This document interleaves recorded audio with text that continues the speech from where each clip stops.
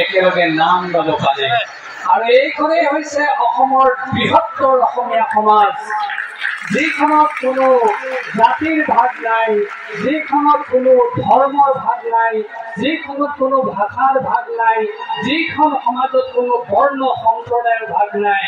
ইয়াত সকলো ভকত সংজ্ঞালৈ ৰূপান্তৰিত হ'ব পাৰে, ভকতনী সংজ্ঞালৈ ৰূপান্তৰিত হ'ব পাৰে। সঁচা বৰা, শইকীয়া, গোস্বামী, শৰ্মা, দত্ত কোনোবা আহি নাম গাব পাৰে, কিন্তু সকলো ব্যক্তিগত উপাধি নাইকিয়া কৰি এখন ভকত সমাজলৈ, ভকতনী সমাজলৈ ৰূপান্তৰিত কৰা সমাজখনেই হৈছে এইখন নামৰ সমাজ। আৰু আজি যদি আমি ক'ব খোজো, বিচাৰৰ দৃষ্টিৰে আপোনালোকক 100ৰ ভিতৰতে 100 নম্বৰ দিছো। কিহৰ কাৰণে দিছো চাওক, যদিও 2গৰাকী 4গৰাকীৰ নাম ধৰিছে, কিন্তু আজি আমাৰ দৃষ্টিত প্ৰায় 15,000 ওপৰত আছে। সকলোৱে নাম গাওঁতে আমি এটা স্বৰৰ ধ্বনি মাত্ৰ শুনা পাইছো। আৰু কতো চাপৰিৰ খেলি মেলি হোৱা নাই। আমাৰ দিহানাম বুলি ক'লে হালি, খালি, কালি তিনিটা একেদৰে ইয়াত আজি সমাৱেশ ঘটিছে। কতো কোনো বিচ্যুতি ঘটা নাই।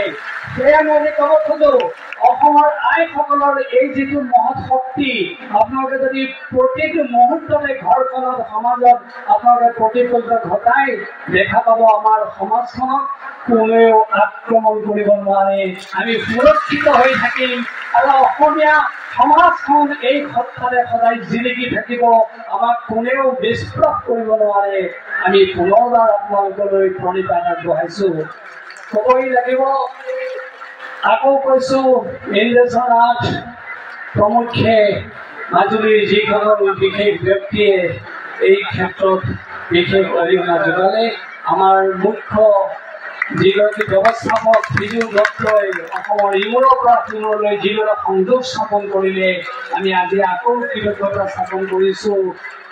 কবিতা বৰা, হিমাদ্ৰী দত্ত প্ৰমুখ্যে অসমৰ 15,000 আইয়ে একেলগে যিদৰে নাম গালে, ইয়াতকৈ আৰু আমাক সুন্দৰৰ প্ৰয়োজন নাই। সেয়ে আমি আপোনালোকলৈ পুনৰবাৰ প্ৰতিবাদ জনাইছো। আৰু আপোনালোকক এতিয়াও কিন্তু আমি ত্যাগ নকৰো। আমাৰ অনুষ্ঠানত সদায় আপোনালোকক এইদৰে পাব লাগিব। আমি এই কথাও জনাবলৈ বিচাৰিছো, আপোনালোকৰ অভ্যৰ্থনাত আমি উজুতি খাইছো। কাৰণ আমি ভাবিছিলো 4,000 মানুহক অভ্যৰ্থনা কৰিম আগদিনা, কিন্তু প্ৰায় কালিয়ে 10,000 ওপৰত আহিলে। আজিও প্ৰায় 15,000 ওপৰত আহিছে। যিদৰে আপোনালোকক আসন দিব লাগিছিল, যিদৰে খুৱাব লাগিছিল, যিদৰে খুৱাব লাগিছিল, আমি পৰা নাই। আমি সকলোৰে হৈ আমাক আপোনালোকে আশীৰ্বাদ দিব। আমাৰ যিটো অপৰাগতা, যিটো অনিচ্ছাকৃত অপৰাধ হৈছে, ক্ষমা কৰিব। আমি সকলোৰে হৈ ক্ষমা বিচাৰিছো। আৰু আপোনালোকে যদি এই আত্মতৃপ্তিৰে ঘৰলৈ যায়, আমি আপোনালোকক আকৌ পাম, এইটো আমাৰ বিশ্বাস জন্মিছে। সেয়ে আপোনালোকক ক'ব খোজো, আমি যি অনুষ্ঠানেই অনুষ্ঠিত নকৰোঁ, আপোনালোকক আমি কেতিয়াও ত্যাগ নকৰোঁ আৰু আপোনালোকেও আমাৰ ত্যাগ নকৰিব। এই আহ্বান জনাই পুনৰবাৰ আপোনালোকৰ এই শ্ৰম, আপোনালোকৰ এই ত্যাগ, আপোনালোকৰ এই মহৎ সহিষ্ণুতাৰ প্ৰতি আমি মূৰ দুৱাইছোঁ, কৃতজ্ঞতা জনাইছোঁ। ইয়াৰ পিছত আমাৰ অকণমান সভাখনৰ কাৰ্যসূচী আছে, আপোনালোকে অকণমান সহায় কৰিলে ভাল পাম। তাৰপিছতে আপোনালোকে খোৱা বোৱা কৰিব আৰু আপোনালোকৰ যোৱাৰ ক্ষেত্ৰতো আপোনালোকে উদ্যোগ গ্ৰহণ কৰিব। আৰু আমি আজি আকৌ যি পাৰোঁ আপোনালোকক আমি সহায় কৰি আগবঢ়াম। নমস্কাৰ।